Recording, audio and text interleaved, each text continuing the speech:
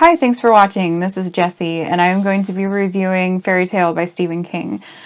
And I know I'm late to the party because everybody decided that they were going to read the book within the first 72 hours of when it was released, which was September 6th.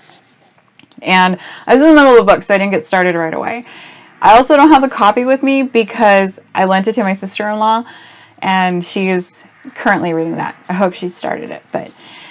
So the story starts with Charlie Reed, and he is living with his alcoholic father.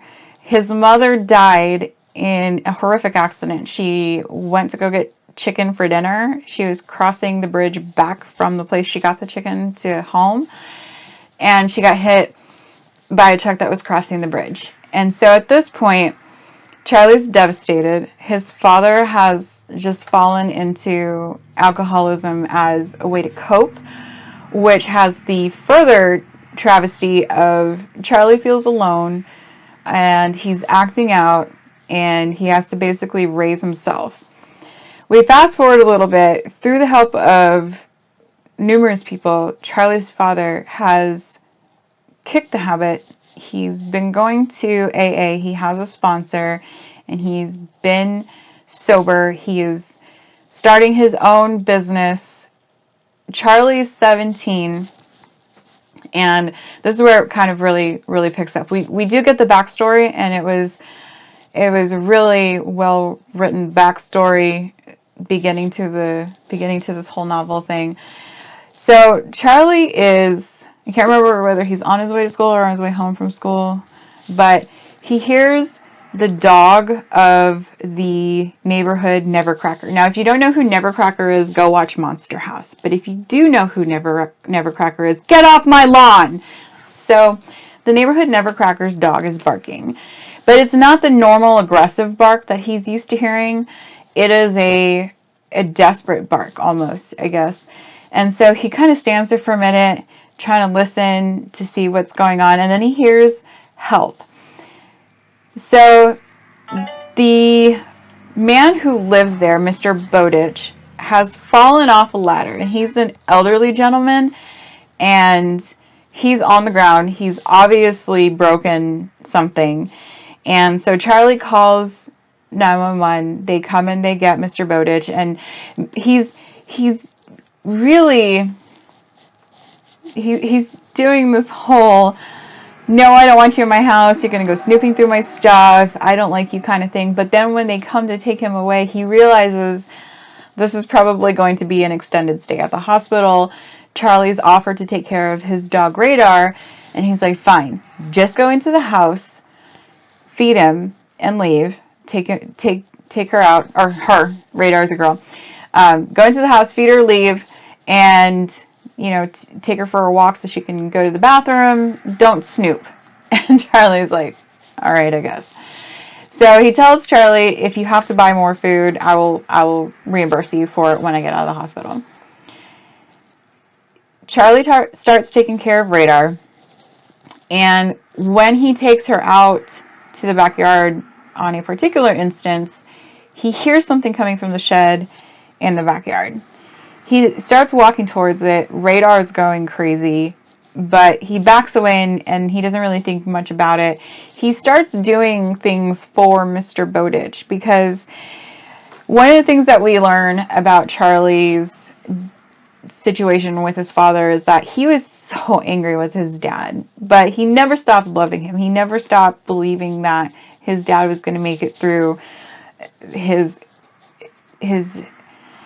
breakdown after his wife's death. And so Charlie ended up praying that they wouldn't be homeless, because it was constantly, after his father lost his job with the insurance company that he was working for, it was constantly, are we going to make enough money for the bills, or are we going to get kicked out of the house? Is our home going to be foreclosed on?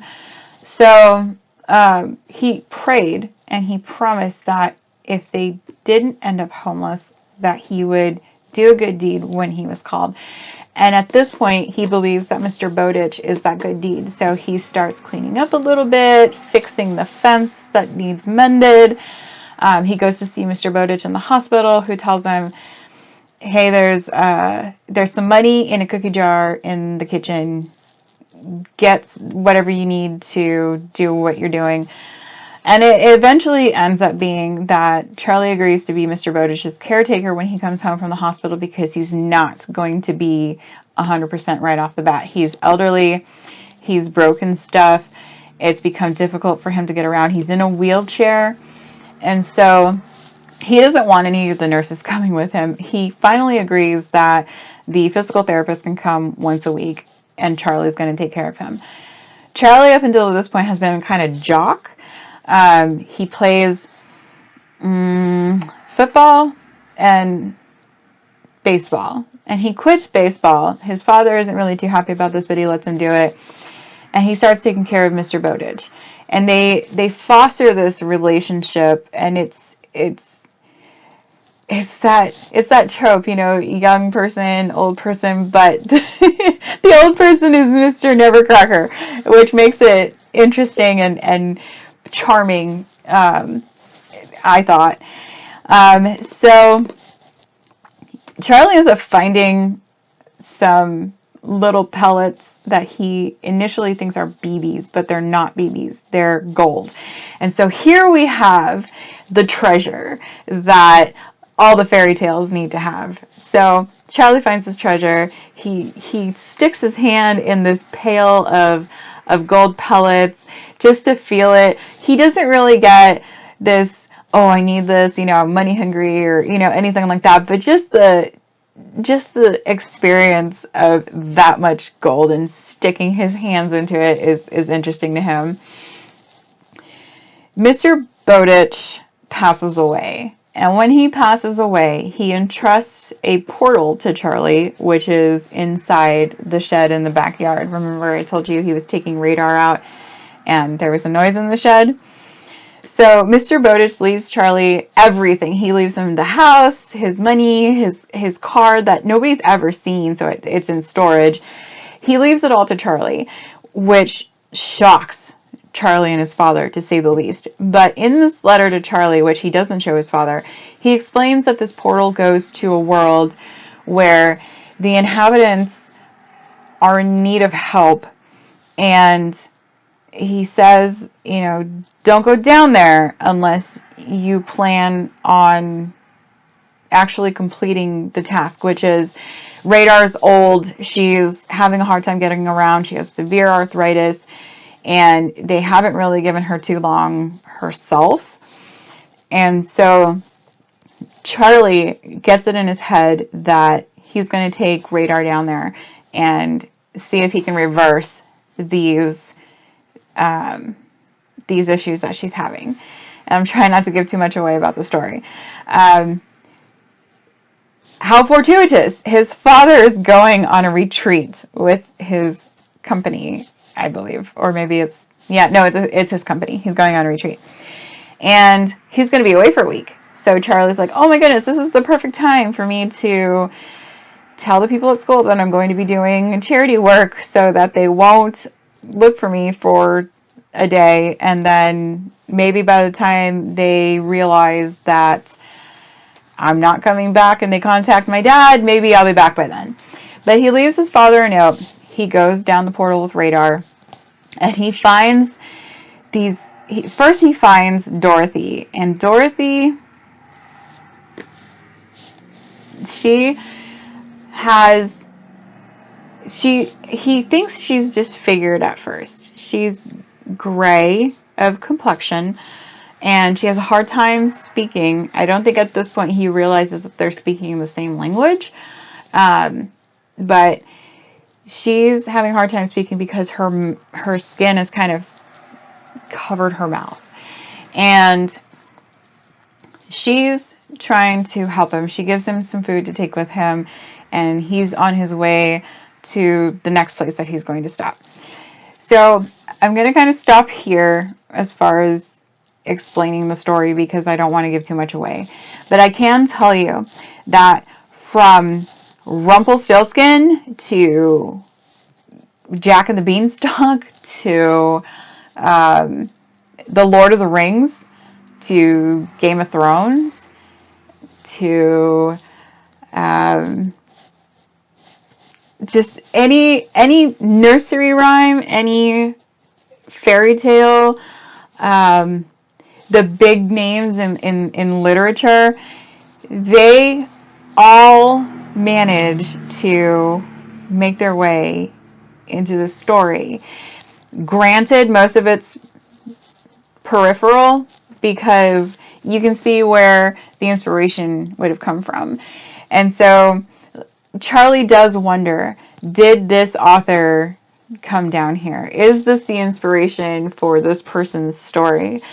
And it is so fascinating to read. And it is Stephen King. So at some point during the story, we're made very aware that it is Stephen King writing the book.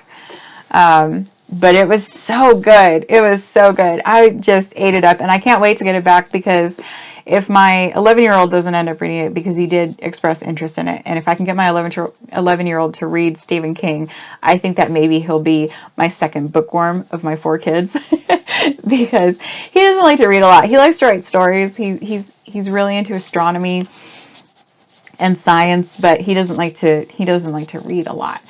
But I think if he reads this story, maybe this will be his gateway into it, because it was so impressive. I was happy with the story. I was happy with the way it started. I was happy with the journey. I was happy with the ending. I know there were some people who said that, after the trip down into the portal, they kind of lost interest, but I don't know how, because the whole story was down there. Granted, the story about Charlie and Mr. Bowditch, I was up in the fields when I was reading it, but I do think that the entirety of the story was worth the read. Definitely reread.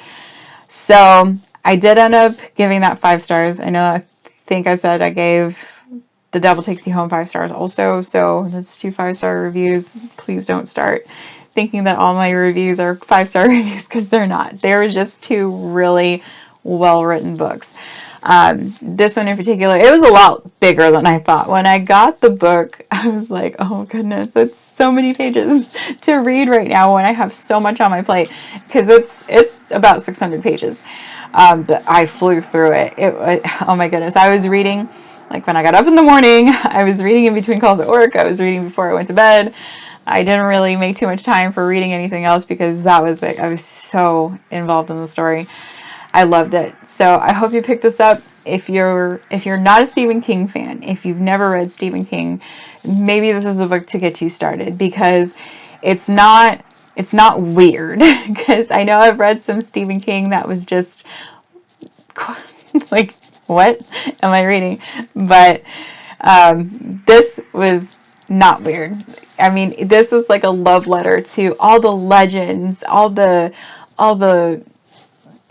folk tales that we grew up with, and more. And it just keeps going, like from centuries ago, like fairy tales that have been around forever, right up until the here and now. He did a wonderful job making this all work together.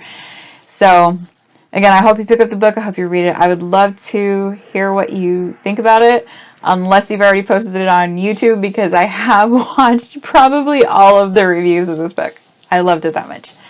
But thank you so much for watching. Like and subscribe below.